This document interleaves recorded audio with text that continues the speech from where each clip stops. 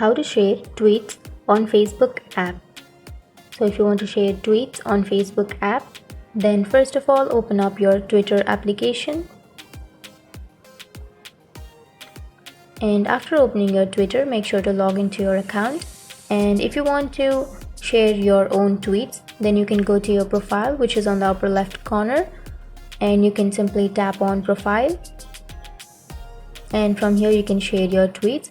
But if you want to share another person's tweets, then you can simply go to the search bar, and under the search bar you can simply search for any one of the account or person, and after choosing that you can simply choose any tweet that you would like to share and simply tap on the tweet.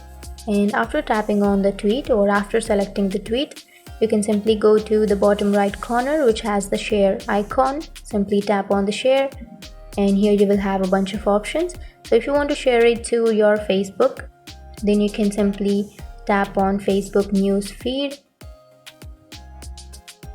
and from here you can write something about the post, and after writing you can go to the upper right corner and simply tap on the post.